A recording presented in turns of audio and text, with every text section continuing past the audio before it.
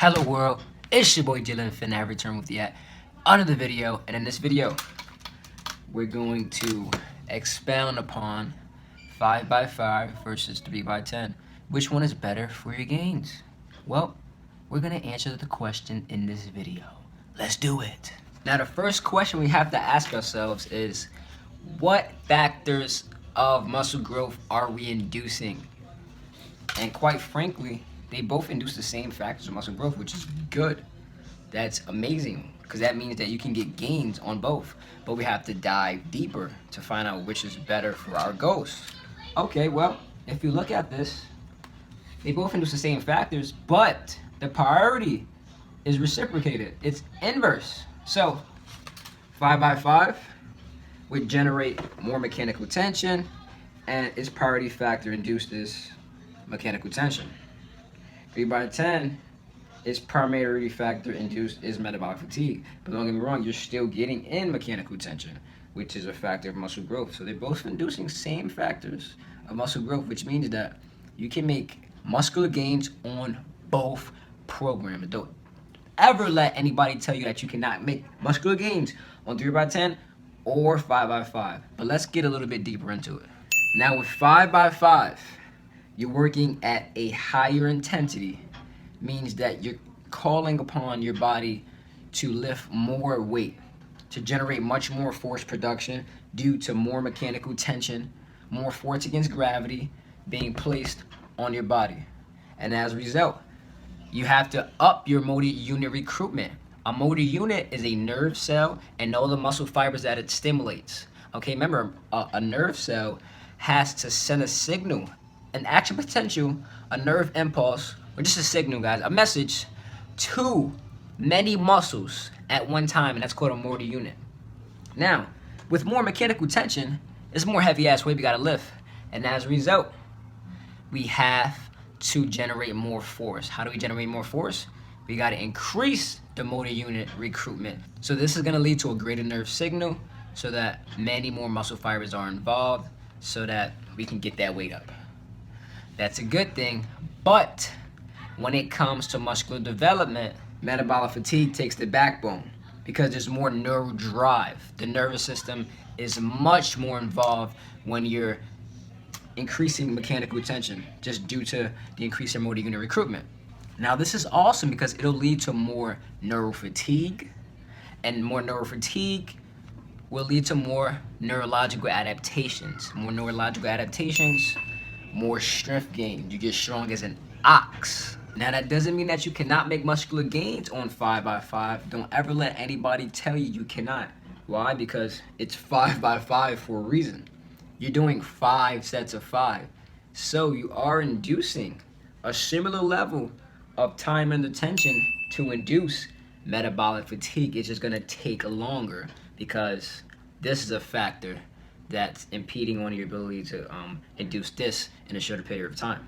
So yes, you can yield an equal amount of muscle gains in 3x10 and 5x5. 5x5, reason being is because it's 5 sets of 5, guys. That's 25 reps. That's a lot. I'm just recording the video. A lot of people ask me which is better for muscular development. They both yield and stimulate hypertrophy, guys. I just explained to you why. But 5x5 enhance neurological adaptations. In 3x10, you will get neurological adaptations. Of course, the nervous system involved, but not as much as the neuromuscular system is involved here in 3x5. That's why adaptations are slower here. Now, metabolic fatigue takes priority in 3x10. Why? Because there's less mechanical tension. You don't have to recruit as many motor units. There's not as much neural drive. And as a result, the muscle fibers get fatigued. You initiate what's known as metabolic fatigue. Metabolic fatigue is just a depletion of key metabolites such as creatine phosphate, glycogen, and glucose. You're able to do this with 3x10. More time and attention, muscles still generating force, not enough force to really call upon the nervous system as much as 5x5, but with enough force to stimulate a particular amount of fibers that are responsible for size and strength, and you can really fatigue them out in a short period of time. And that leads to the next state. You're doing 5 sets of 5 here. That's gonna take much more time due to the enhanced involvement of the neuromuscular system. It's gonna take much more time to rest between those sets. Anybody tried 5x5, it takes almost 30 minutes to complete one exercise of 5x5. Whereas 3x10, it'll take like 5 minutes. You know what I'm saying? So it's much more time costly, 5x5. 3x10, it saves much more time, and it's much more time efficient. And time is a very important asset, man. That's one thing that you cannot get back. The last factor that I wanted to make note of is the physical and psychological demand of 5x5. If any of you guys have tried out a 5x5 program or done 5x5 on an exercise, you know how long it takes to complete 5 sets of 5.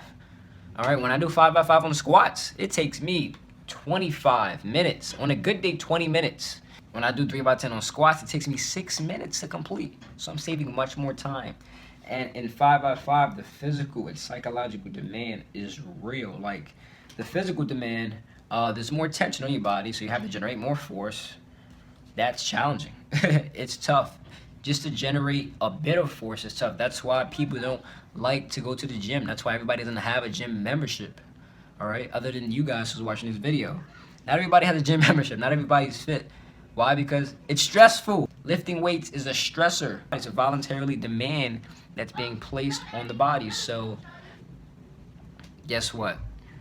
You're gonna have to overcome that. And if you're gonna put yourself deeper in the ditch with more demand from 5x5 due to the fact that you have to generate more force, you gotta make sure that you're ready for that. Because if not, then you will get crushed. I'm not even gonna lie to you, you will get crushed. Go in there lollygagging on 5x5. Go in there being lackadaisical on 5x5. You'll see what happens, all right? So your head's gotta be in the game. You gotta have more fortitude, more grit when it comes to 5x5. Whereas 3x10, it takes a few minutes. You knock your exercise sets out, and you're ready to move on to the next exercise. So anyways, it's your boy J Fit. Hope I've been able to delineate and expound a little bit upon 5x5 versus 3x10. That's pretty much it. If any of you guys have tried 5x5 or 3x10, please comment down below and let me know how you feel about them. I've been doing 5x5 pretty much my whole lifting career. That's how I got on my size, 5x5. But now that I'm pretty much approaching the intermediate stage of my lifting career, I want to try different training parameters. So I'm going to be changing my training program.